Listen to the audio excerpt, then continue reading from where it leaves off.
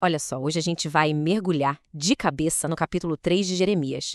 E calma, não é para encarar isso como um texto antigo, sabe? Longe disso. A gente vai tratar como que realmente é uma história humana, superpoderosa e atemporal, que fala de traição, de mágoa e o mais incrível, daquela possibilidade surpreendente de reconciliação. É um drama sério que reverbera até hoje. Para a gente entender essa história, a nossa análise vai ser dividida em 5 atos, como se fosse uma peça mesmo. A gente começa com o coração partido, passa pela traição e no final vamos descobrir um caminho bem inesperado que leva para a esperança e para o perdão. Então, vamos lá, começando pelo começo. O palco aqui é montado com uma metáfora que é central para tudo e é incrivelmente pessoal. Pensa só, a história toda é contada como se fosse um casamento.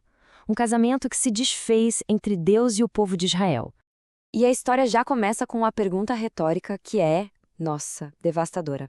Ela já define o peso da traição logo de cara. Porque pelas leis da época, a resposta era óbvia, sabe? Não tinha volta. O rompimento era visto como algo absoluto, definitivo.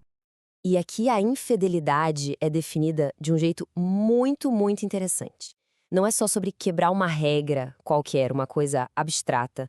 O texto chama de adultério espiritual, ou seja, ele usa a linguagem da traição mais íntima que existe para descrever o ato de adorar outros deuses. Isso faz com que a ofensa seja algo visceral, sabe, profundamente pessoal. A linguagem usada aqui é uau, é cortante, não poupa palavras. A acusação é direta, é chocante, não deixa nenhuma margem para dúvida, entende? A infidelidade não foi um deslize, um erro pontual. Foi um padrão de comportamento com muitos amantes. E essa traição não é algo que fica só no campo das ideias, não. O texto liga diretamente essa infidelidade a sofrimentos bem concretos, bem reais, como a falta das chuvas da primavera. Fica muito claro que as ações têm consequências de verdade e consequências dolorosas. E aí a história fica ainda mais complexa. A metáfora cresce, ela se expande. Agora não é mais sobre uma esposa infiel. É sobre duas irmãs, Israel e Judá. Elas representam os reinos do norte e do sul.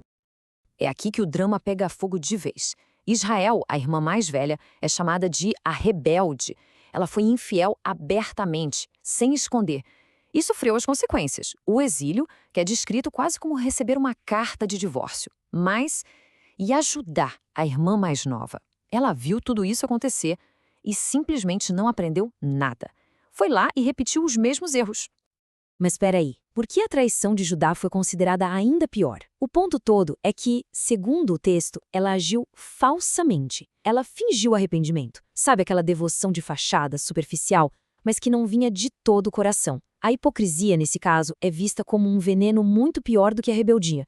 Porque a rebeldia, pelo menos, é honesta na sua oposição. A falsidade, ela corrói a chance de qualquer reconciliação de verdade.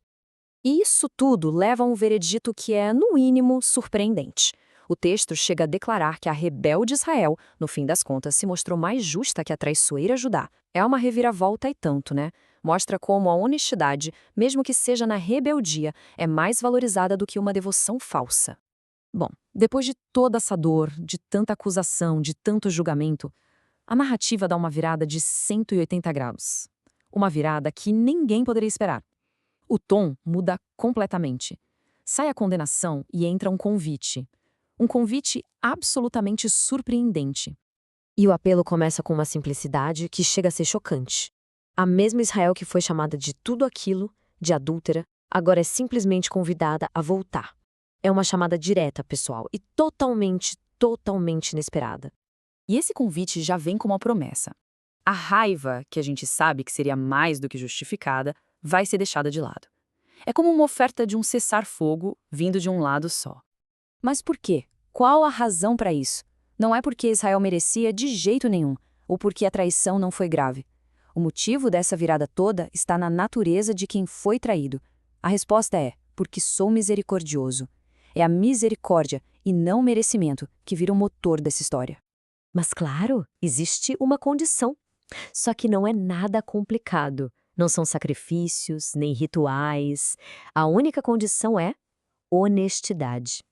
Um reconhecimento simples, mas ao mesmo tempo profundo, da verdade.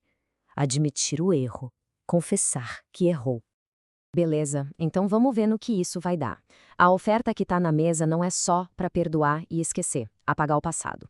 É muito mais. É uma promessa de construir um futuro completamente novo, transformado.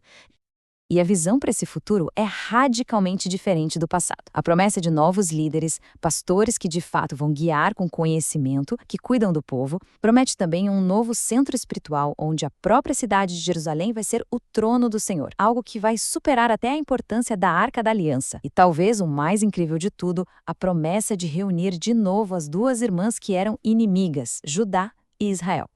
Então percebe, o ponto central aqui não é só consertar o que quebrou e voltasse como era antes. A ideia é criar algo fundamentalmente novo, algo até mais forte. É uma promessa de transformação total. E com isso, a gente chega no ato final. Uma oferta incrível como essa foi colocada na mesa. E aí, como o povo responde? O que precisa acontecer para essa reconciliação sair do papel e acontecer de verdade? A virada começa com um som. De repente, se ouve uma voz lá nos lugares altos, uma voz de choro, de súplica. É o som de um arrependimento que parece, pela primeira vez, ser genuíno. É o primeiro sinal de que o coração do povo está finalmente mudando. E em resposta a esse choro, vem um último chamado, um chamado gentil. A palavra usada aqui é muito importante. Não é só um convite para voltar, mas é uma promessa de curar as rebeliões. Ou seja, um convite que oferece cura para a raiz do problema, para aquilo que causou a separação em primeiro lugar. E, finalmente, vem a resposta. O povo aceita o convite. Com uma declaração que é ao mesmo tempo simples e superpoderosa, eles se entregam. Eles reconhecem quem é a verdadeira fonte de salvação. O ciclo da reconciliação, enfim, começa a se fechar. E a confissão deles é completa, sem passar pano, sem minimizar os erros. Eles aceitam a vergonha e a confusão, assumindo a responsabilidade não só por uma falha aqui e outra ali, mas por um padrão de comportamento que vinha, como o texto diz, desde a sua mocidade até aquele dia. E assim, essa história tão antiga sobre mágoa e cura deixa a gente com uma pergunta que ecoa até hoje, né? O que realmente precisa acontecer para curar uma traição? Seja entre nações, entre duas pessoas ou até dentro de nós mesmos. Esse texto aqui sugere um caminho, uma misericórdia que ninguém espera, uma confissão totalmente honesta e, principalmente, a promessa de não só voltar ao que era antes, mas de construir um futuro inteiramente novo.